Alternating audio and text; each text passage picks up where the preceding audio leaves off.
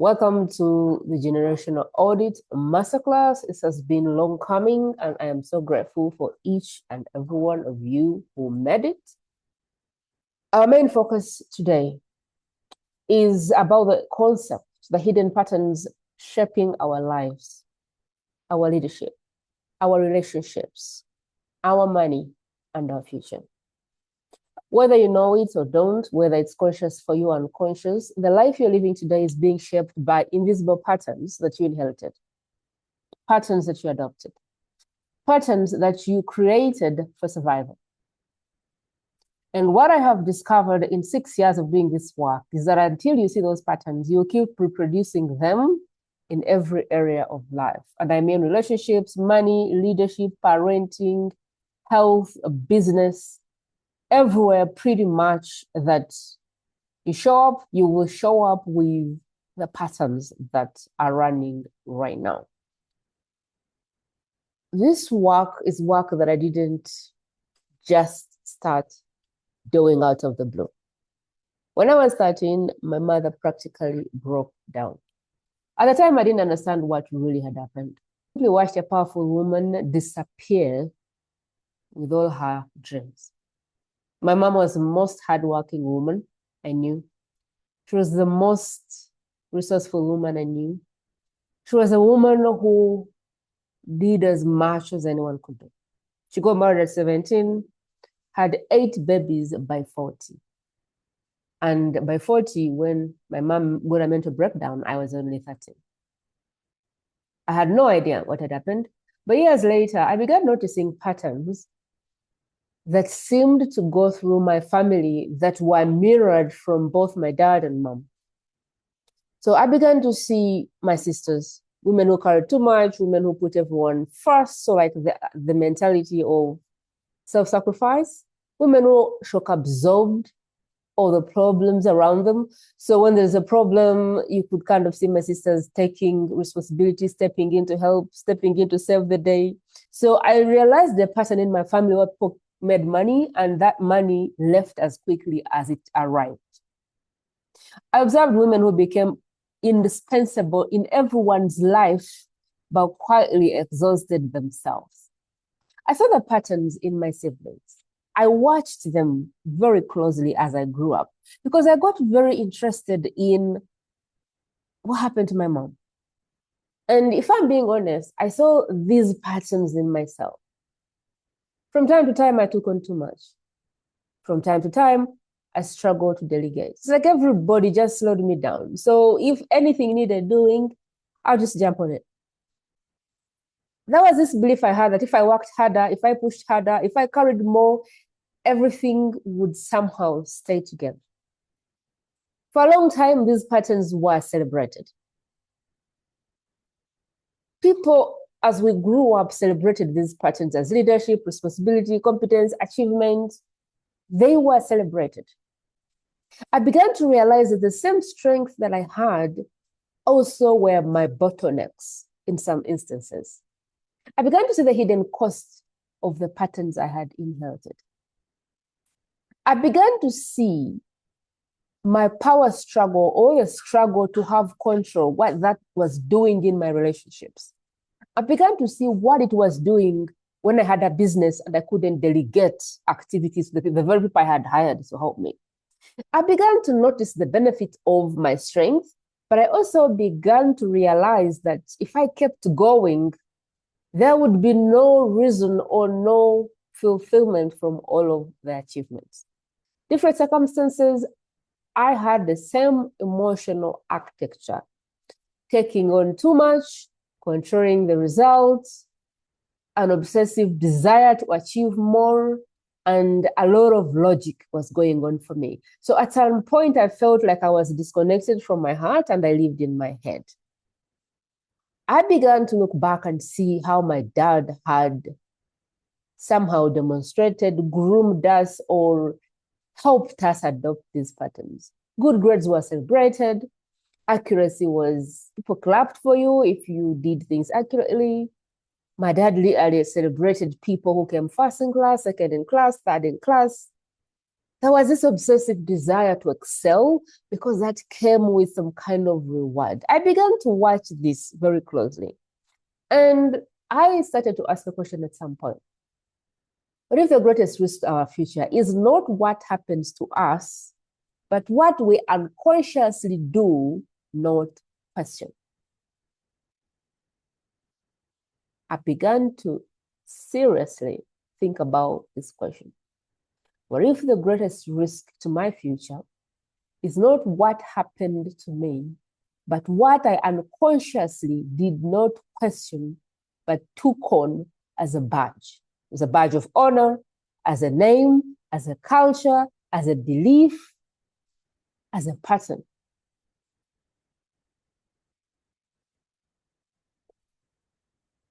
I have seen a lot of clients over the years, and there is something that has stuck with me. And this is why most people never get the results that they want. Most people try to change behavior, but behavior sits on top of patterns. Patterns sit on top of beliefs. Beliefs sit on top of identity. Identity sits on top of your survival mechanism. Therefore, most people are trying to solve a survival problem with more information. Most people are trying to solve a survival problem with strategy, with productivity hacks, with energy management, with self-care. But these are deeper than what we are treating. I feel like we are treating the symptom for most of these things that need peeling of the layers to a point where we can find out, like, where did this start from and how can we break the thread?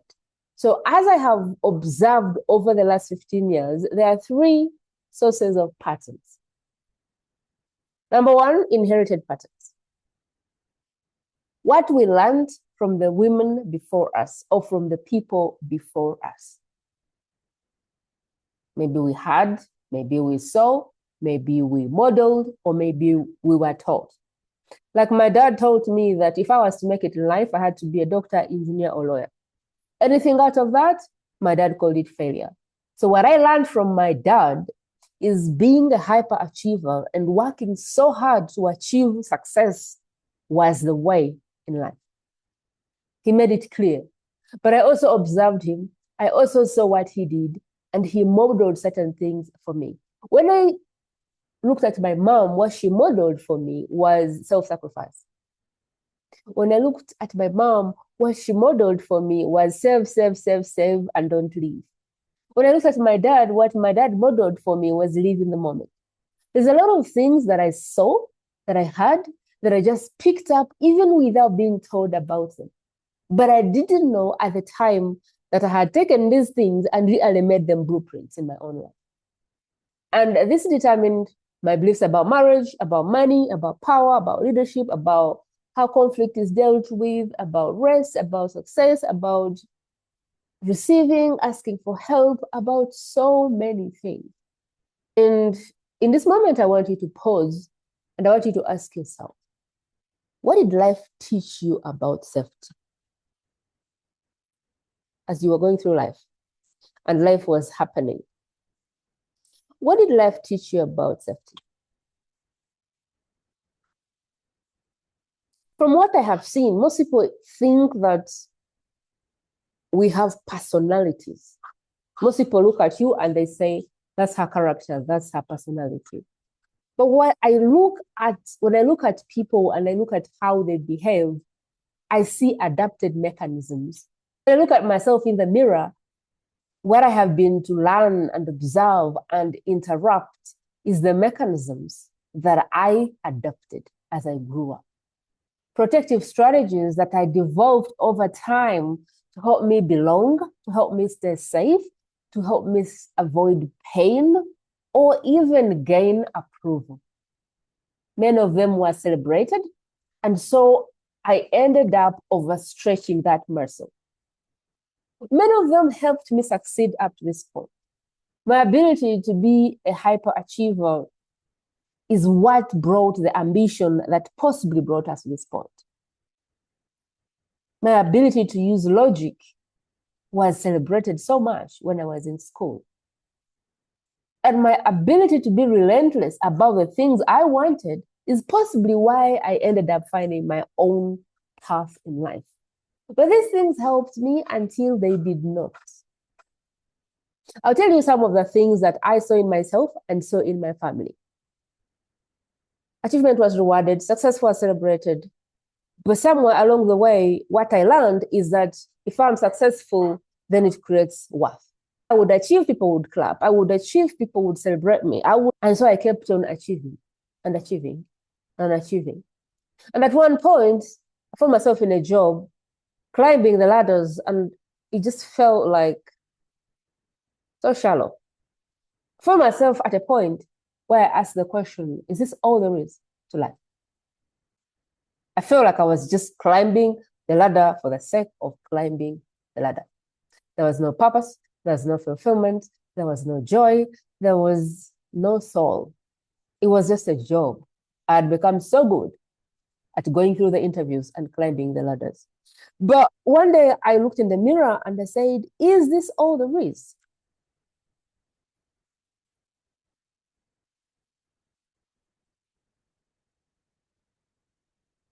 I'd crossed from just achieving to hyperachieving. And nothing felt like enough. There's no amount of promotion that felt enough in that moment. Because every time I did get a promotion, I felt like the next promotion was my target.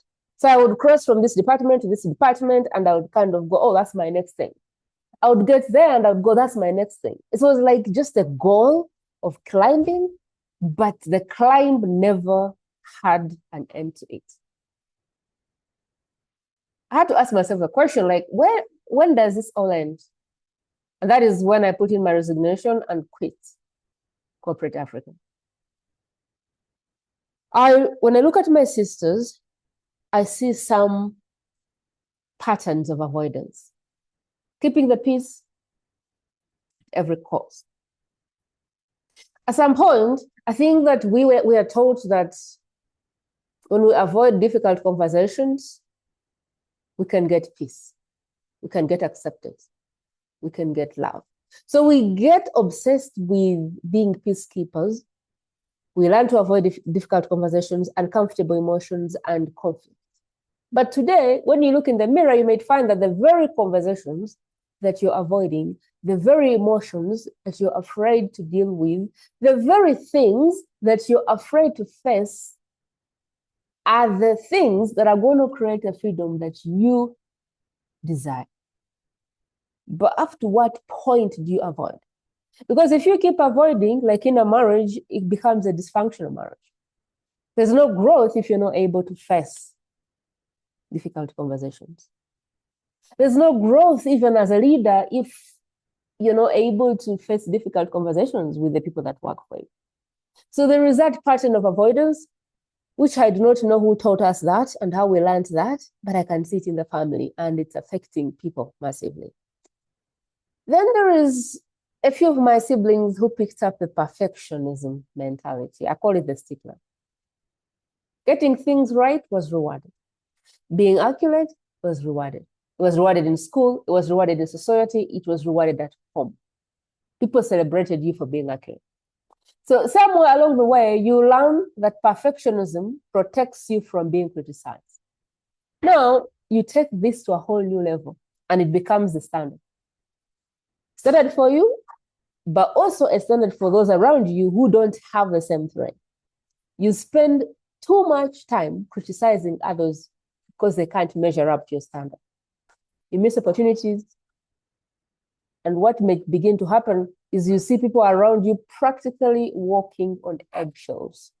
I don't know if you can look around in your lineage, in your family, and see somebody like this. If they put a cup facing this direction, and for you decide to put the cup facing this direction, the world comes to an end. So when you live with such people, you feel like there is no amount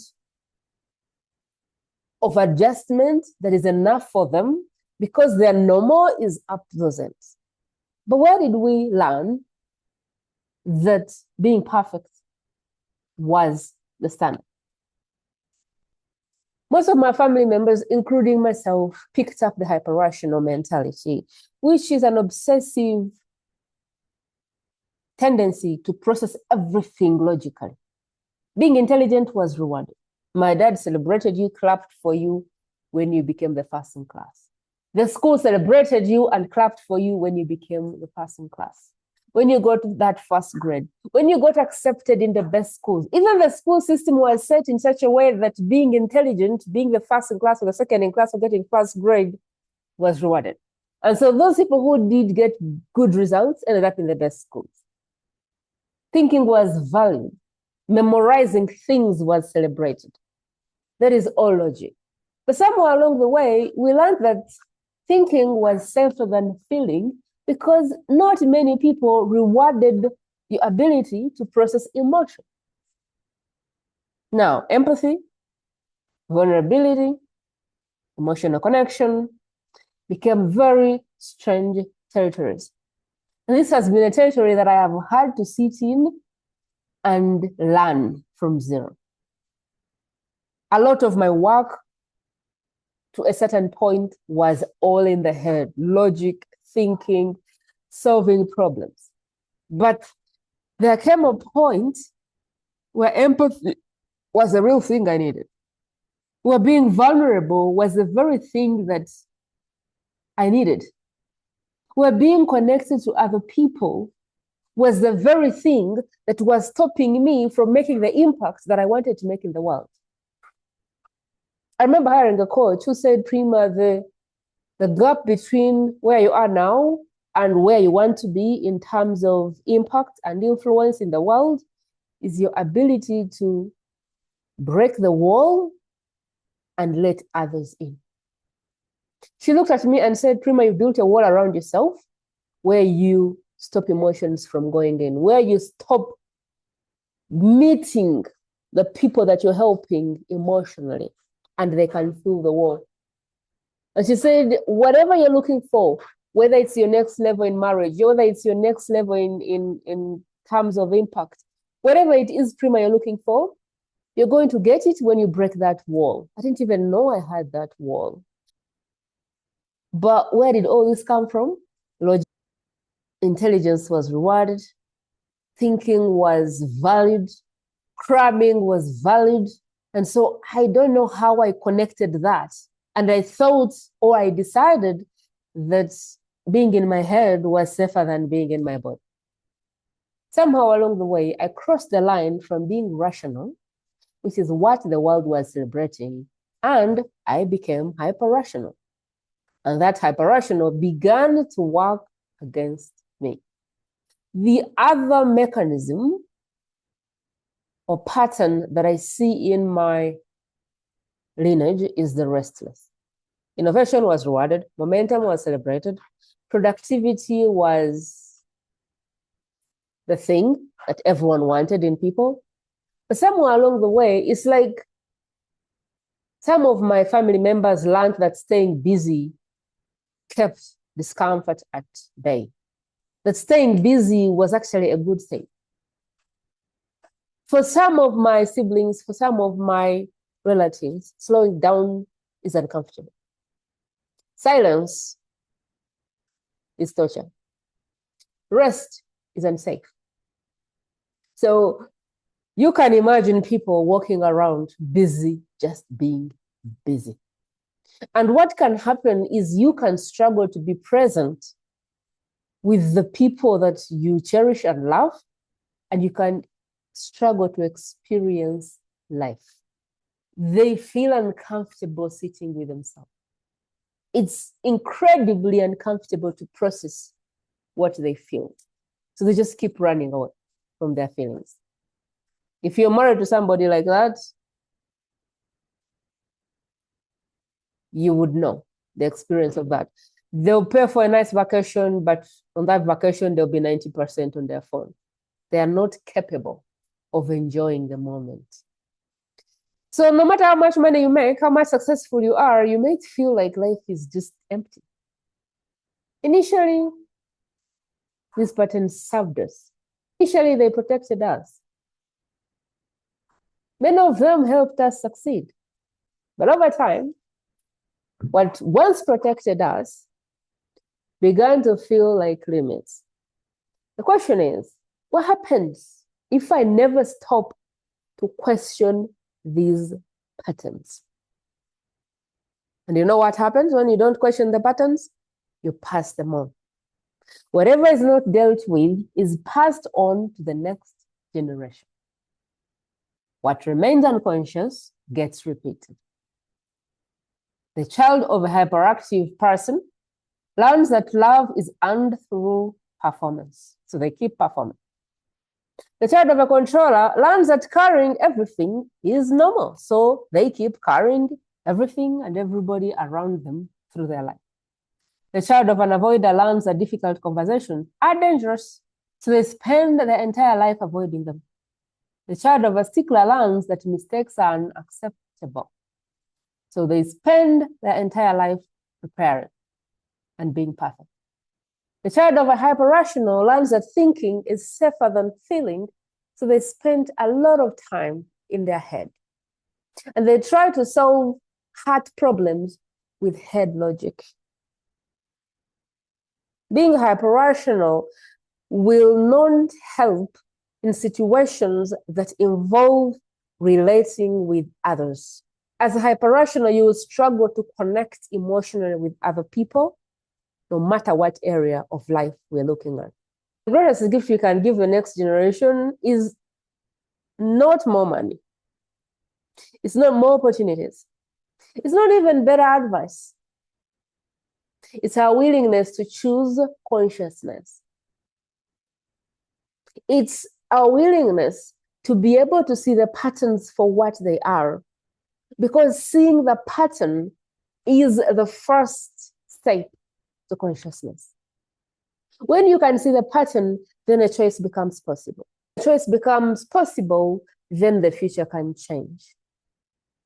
But one thing for sure is these patterns keep going on until somebody interrupts them. And this is why I call this the generational audit.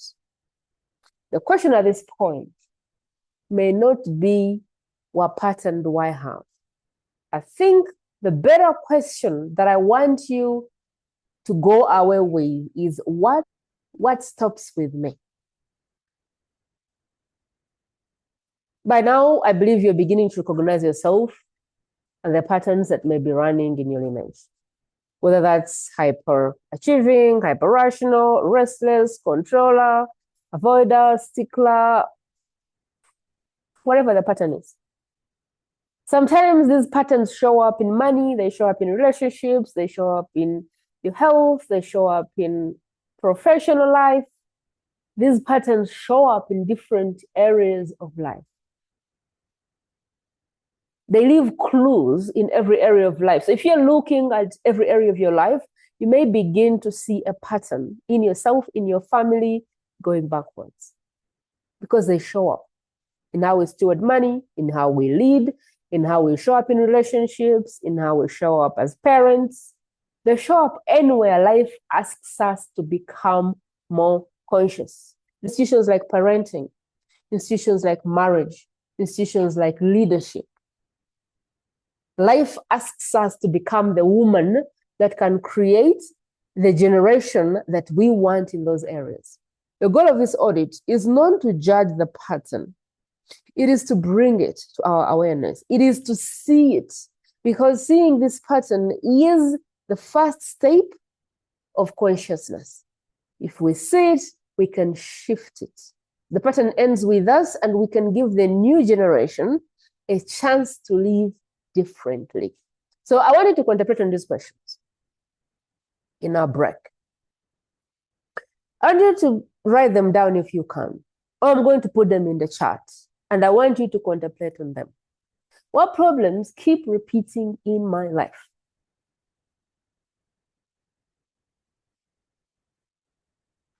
Take a moment. What problems keep repeating in my life?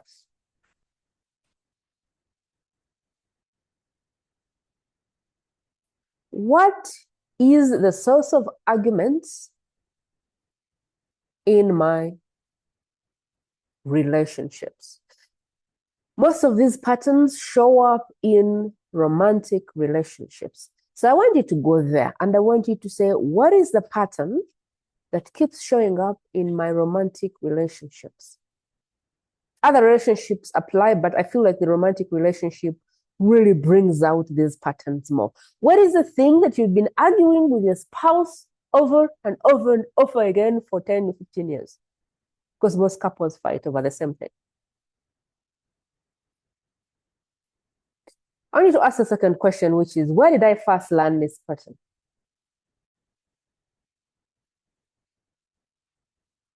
When did it first occur to me? When was I introduced to this pattern?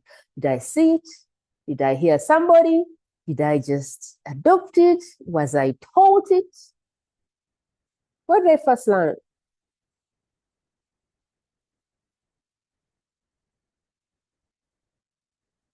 And the third question is, who modeled this behavior for me?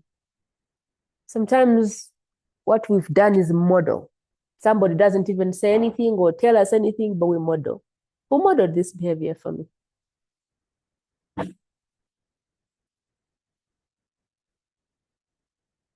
How has this pattern protected me?